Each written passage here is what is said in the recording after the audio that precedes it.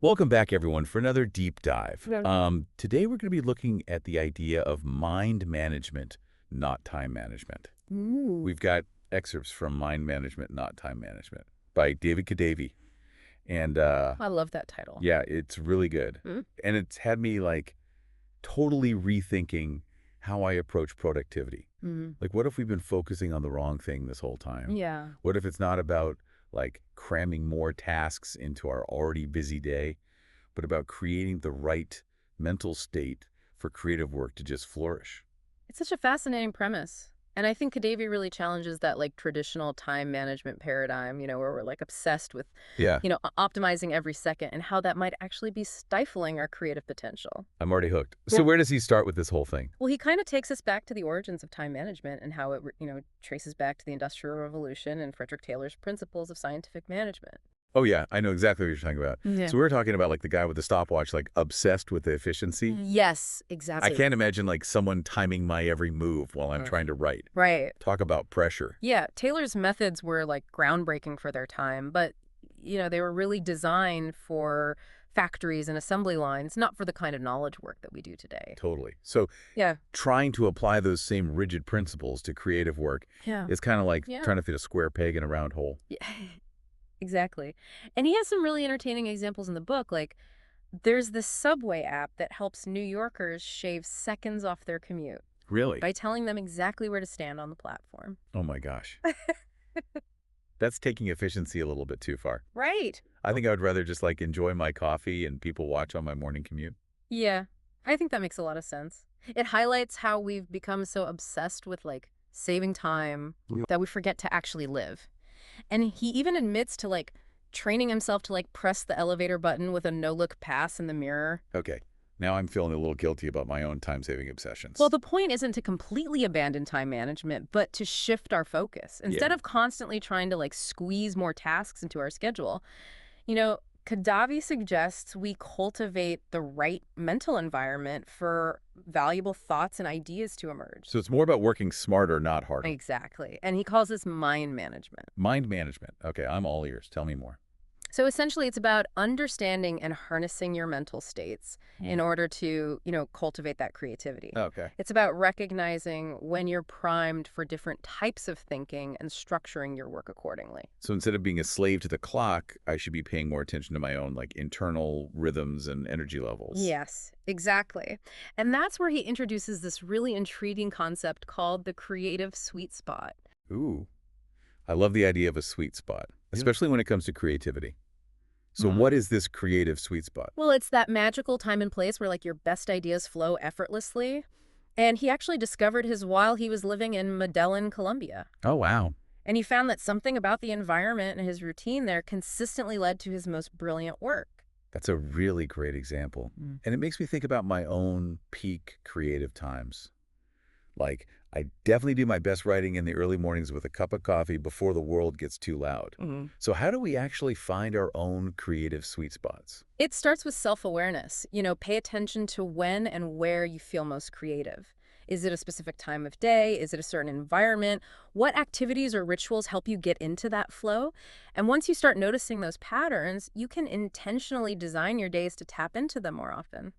That's really actionable advice. I'm already making a mental note to kind of track my energy levels and my creative output throughout the day. What else does Kadavy say about tapping into that creative flow? Well, he dives into the classic 4 stages of creativity: Okay. preparation, incubation, illumination, and verification. Yeah, I've definitely heard of these before. Yeah, and he uses this fascinating story behind the creation of the Beatles song Yesterday to illustrate how those stages work in practice. Oh, I love the Beatles. Tell me more. So apparently the melody for Yesterday came to Paul McCartney in a dream, Wow. but it took him over a year to actually finish the song. And during that time, he was subconsciously working through the preparation and incubation stages, allowing the song to just simmer in his mind. It totally debunks the myth of the overnight genius, right? Like Right. those aha moments are often the result of a lot of behind the scenes work and letting ideas kind of percolate. Exactly. Breakthrough ideas rarely appear out of thin air. Yeah. They're the culmination of preparation, allowing time for those ideas to marinate and evolve. Yeah. And then, of course, there's the illumination stage where the pieces suddenly fall into place. Which brings us to verification, right? Making sure the idea actually works and refining it into something tangible. Exactly. And that raises an important question for us. How can we deliberately incorporate these four stages into our own creative processes? I love that question. What specific strategies does he suggest? Well, he argues that understanding your own mental states is key. And to help with that, he outlines 7 distinct mental states for creative work. 7. Okay, ready to take notes? What are they? He calls them prioritize, explore, research, generate, polish, administrate, and recharge. Wow, that's quite a list. Let's Okay. unpack these a bit. That's So prioritize probably means like, Exactly. Figuring out what's most important and focusing your energy there. And that's all about like gathering inspiration, brainstorming, allowing your curiosity to lead the way. that sounds like a fun stage. What about research? So research is about diving deep into a specific topic, gathering information, connecting the dots. Okay, and then there's generate. That's probably where the real magic happens. Exactly. Generate is about like putting pen to paper, so to speak, translating those ideas and inspirations into something tangible. Okay, and then we move on to polish, Right? where we refine and perfect our creations. Precisely. Taking those rough drafts and turning them into polished masterpieces. What about administration? That one doesn't sound very creative. Well, even creative work requires a bit of administration, taking care of those logistical tasks, organizing your files, responding to emails, all those things that keep the creative machine running smoothly. Right, okay. I see the importance of that. Yeah. And finally, recharge. That one sounds pretty essential, especially for us creative types who tend to burn the candle at both ends. Absolutely. Recharge is all about giving yourself time to rest, relax, and replenish that creative energy. It's about stepping away from the work so you can come back refreshed and inspired. This whole framework of mental states is so eye-opening. It makes so much sense to be mindful of these different modes of thinking and to structure our work accordingly. Yeah, and Kadavy argues that recognizing and respecting these states is crucial for managing our energy effectively. He talks about, the sometimes blurry lines between explore and generate. We might think we're brainstorming, but actually we're still in the exploration phase, gathering inspiration, like choreographer Twyla Tharp, who fills boxes with random bits of inspiration for her projects. That's a great point. We need to gather all the ingredients before we can actually start baking the cake. We need that period of immersion and gathering before we can move into the active creation phase. Exactly, and recognizing when it's time to recharge, let our minds wander. Speaking of rhythms, this kind of leads us to another fascinating concept in the book, creative cycles. Creative cycles. I'm intrigued. Tell me more. So Kadavy believes that aligning our work with natural rhythms, daily, weekly, seasonal, can actually boost creativity. He found that living in Chicago with its very distinct seasons actually fostered these longer creative cycles, leading to deeper exploration and more impactful ideas. Wow, that's fascinating. Uh, I always felt more creative in the fall. Maybe it's that back to school energy. So are you saying that we should try to work with our natural energy flows rather than fight against them? exactly. It challenges the notion that productivity is about this constant linear effort. Okay. It's more about recognizing our own internal rhythms and working with them. Mhm. And that's where the idea of creative systems comes in. Okay, I'm starting to see how all these pieces fit together. So how do we go about building these creative systems? Think of it like baking a batch of cupcakes. Cupcakes. Now you're speaking my Okay. language. So each cupcake mold is identical, right? It provides this consistent structure, but you can vary the ingredients, the frosting, the decorations to create these unique and delicious variations. Okay, I see the analogy. So creative systems are about establishing a repeatable framework that allows for those creative flourishes. Exactly. Finding that sweet spot between standardization and creative freedom. And Kadavy uses the example of his sloppy operating procedure for writing podcast intros. Mm. He has a system that allows for flexibility and evolution, refining the process while ensuring consistent output. So it's kind of like having a template, but not being afraid to deviate from it when inspiration strikes. Exactly. And that actually leads to another important concept, repetition. Okay. Kadavy argues that repetition is key to developing and refining those creative systems. He emphasizes the power of the minimum creative dose, breaking tasks down into small, manageable chunks, and allowing for incubation between sessions. This sounds a lot like the Pomodoro technique, but with a creative twist.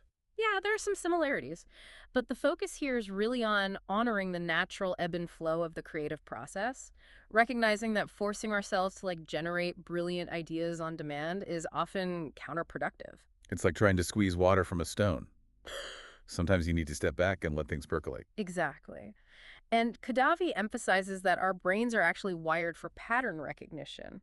Studies have shown that, participants respond faster to pattern sequences even when they weren't consciously aware of the pattern. So by establishing repeatable creative routines, we're essentially training our brains to become more efficient at generating ideas. Exactly.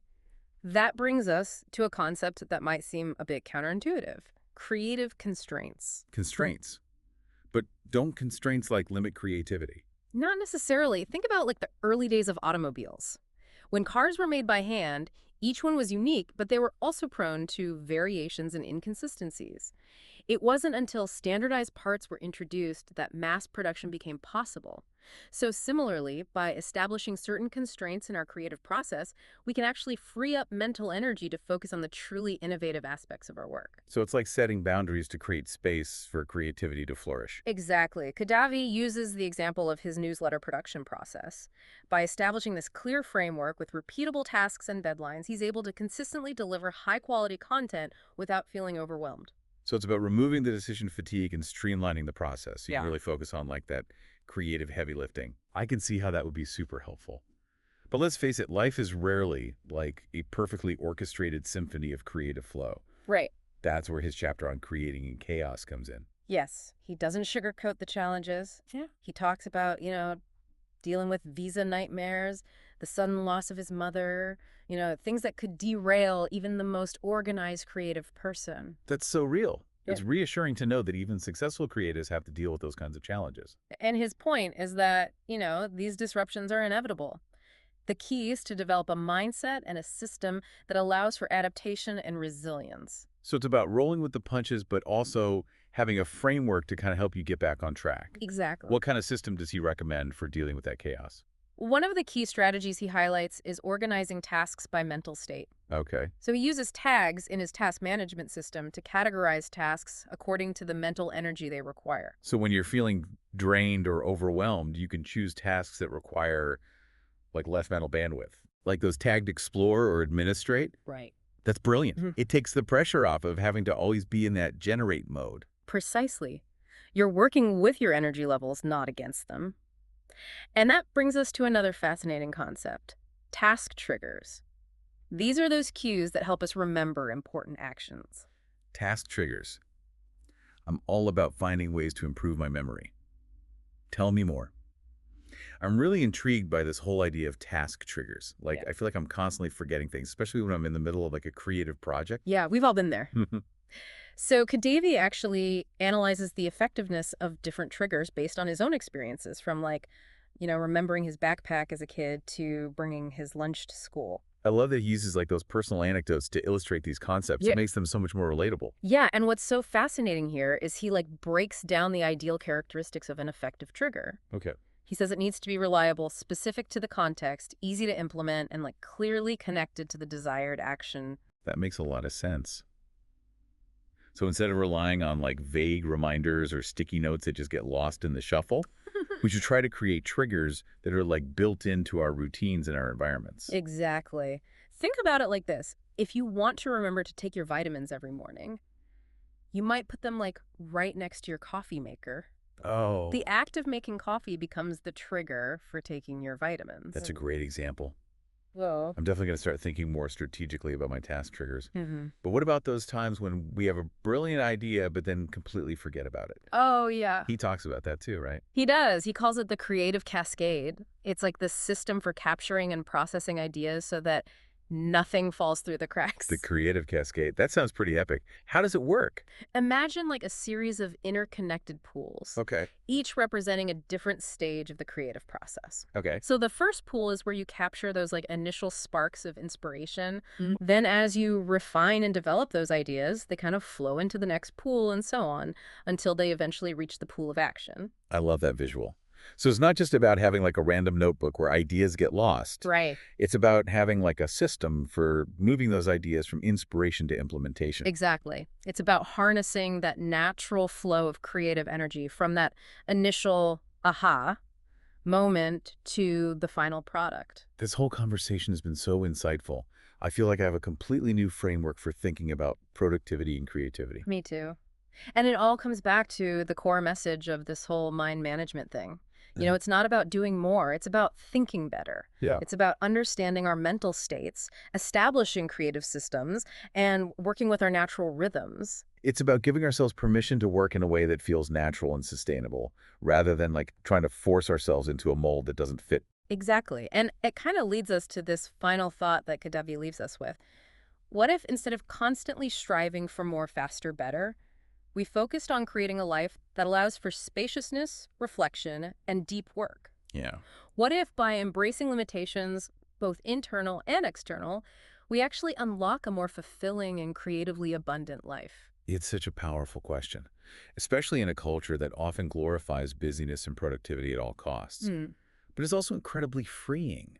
Yeah. It invites us to rethink our relationship with time, energy, and creativity. It encourages us to design a life that truly nourishes our souls. And to remember that sometimes the most brilliant ideas emerge not from pushing harder, but from stepping back, embracing limitations, and allowing space for the magic to unfold.